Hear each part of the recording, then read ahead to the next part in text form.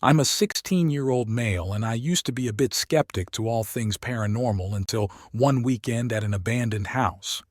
To give some backstory, I was with my two best friends at the time, Delaney and Julia. We were home alone and bored. I can't remember whose idea it was, but one of us had the idea to drive around some of the old dirt roads and check out abandoned buildings. There are lots of abandoned places around where we live. It's pretty far out in the country, surrounded by either farms or woods. We went to the first two old tobacco houses, took a few pictures, and just sort of goofed off. We got back on the road and saw an old, unkept driveway.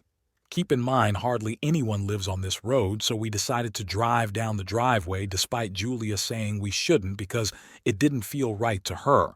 Not the fact that it'd be trespassing, just that she had extremely bad vibes about that place. However, Delaney and I insisted. We drove down and it went pretty far back into the woods. This is where weird things started to happen. We parked the truck in a little clearing and noticed an abandoned house in the distance. However, before we got out of the truck, the front sensor went off beeping like crazy. Then the back one went off. It was as if someone had walked around the truck. The weird thing about this is we were parked in a clearing, so there was nothing to make the sensors go off. Even if there were, they would have gone off before we even parked the truck and wouldn't have just randomly gone off in that order. Delaney and Julia were kind of freaked out, but I just ignored it. It wasn't until later that this would freak me out too.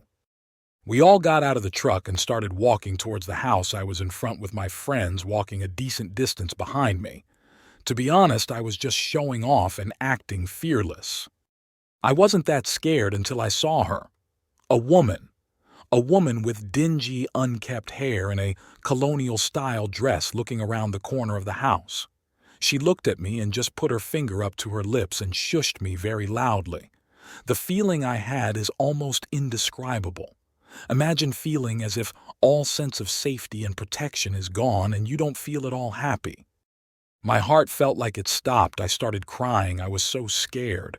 I knew she wasn't human. I don't know how, but I just knew. I turned around to my friends and screamed, "Run!" and started sprinting back to the truck. My phone flew out of my pocket about halfway back to the truck. My friend Julia told me this happened, and I told her to leave it. Now, if you know me, you'd know that if I'm ditching my phone, I'm serious.